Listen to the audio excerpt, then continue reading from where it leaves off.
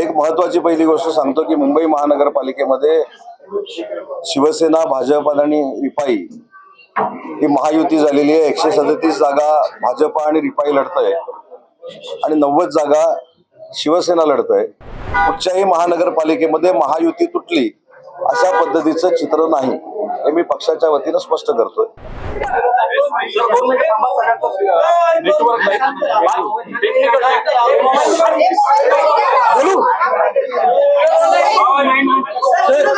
तुम्ही पुण्यात येण्याआधी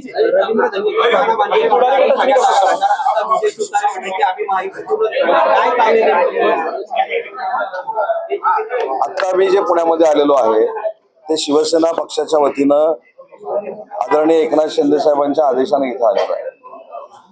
एक महत्वाची पहिली गोष्ट सांगतो की मुंबई महानगरपालिकेमध्ये शिवसेना, भाजप आणि रिपाई ही महायुती झालेली आहे। 137 जागा भाजप आणि रिपाई लढतंय आणि 90 जागा शिवसेना लढतंय। ज्या पद्धतीनं आपल्यापर्यंत विरोधकांकडनं एक संदेश देण्याचा प्रयत्न होता की आम्ही 52 ठिकाणी लढतोय, आम्ही 60 ठिकाणी लढतोय, आम्ही 70 ठिकाणी लढतोय, तर काल रात्री त्यांचा तो भ्रमनिरास झाला असेल आणि 90 ठिकाणी शिवसेना मुंबईमध्ये महायुती म्हणून लढते। पण समोर जर बघितलं तर मी 2 दिवसा अगोदर सांगितलं होतं की समोरची आघाडी की युती काय झाली मला माहित नाही, परंतु युबीटी 100% मनसेच्या पाठीत खंजीर खुपसणार हे मी 2 दिवसा अगोदर मुंबईच्या पत्रकार परिषदेमध्ये सांगितलं होतं। ज्या जागा मनसेच्या पदाधिकाऱ्यांना पाहिजे होत्या, ज्या जागा मनसेच्या कार्यकर्त्यांना पाहिजे होत्या, त्या न देता माझ्या माहितीप्रमाणे 43 ते 45 जागा या मुंबईमध्ये फक्त मनसेला मिळालेल्या आहेत। त्याच्यामुळे एकनाथ शिंदे साहेबांनी 3.5 वर्षापूर्वी उठाव का गेला याचं पुन्हा एकदा पुरावा आणि उत्तर हे मनसे आणि युबीटीच्या युतीनं आपल्याला मिळालं असेल। कुठच्याही आपल्या कार्यकर्त्याला किंवा कुठच्याही पक्षाला, मित्र पक्षाला मोठं व्हायला द्यायचं नाही, आम्हीच मुंबईचे राजे आहोत अशा आविर्भावामध्ये राहायचं, याची प्रचिती आता राज साहेबांना देखील आलेली असेल। त्याच्यामुळे मुंबईमध्ये आमची अतिशय चांगल्या पद्धतीनं महायुती झालेली आहे। पुण्याचं काय सांगतो ना पुण्याचं पहिलं सांगू का? 29 महानगरपालिकेच्या निवडणुका या महाराष्ट्रामध्ये होत आहेत।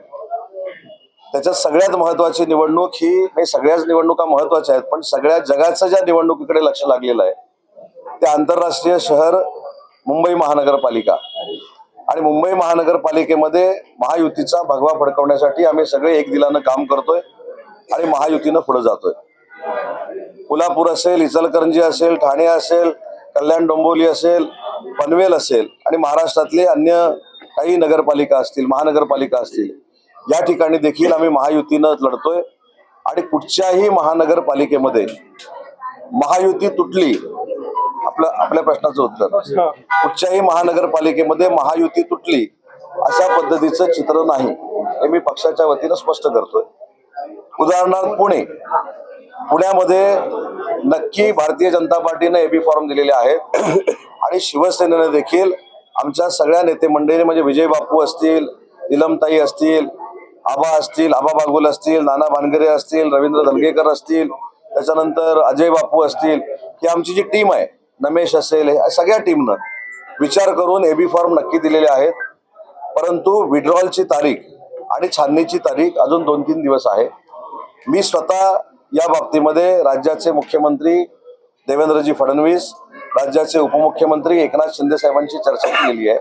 त्याच्यामुळे महायुती तुटली, काही ठीक आहे, पदाधिकाऱ्यांनी काही भावनेच्या भरामध्ये सांगितलं असेल, तर ती ब्रेकिंग होण्यापेक्षा मी शिवसेनेच्या वतीनं सांगतो, ही जर आपण ब्रेकिंग केली तर ती खरी आहे की महायुती तुटली असं चित्र कुठेही महाराष्ट्रामध्ये नाही।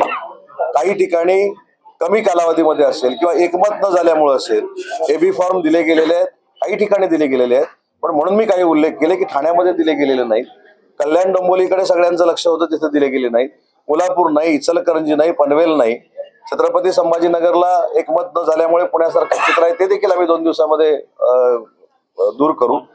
29 महानगरपालिकेच्या एकत्र निवडणुका लागण्याचं हे पहिलंच वर्ष आहे। आपण जर सगळ्या महानगरपालिकेचा इतिहास काढला तर त्याच्यामुळे नेते मंडळींना देखील आपापसामध्ये बोलायला वेळ कमी मिळालेला होता।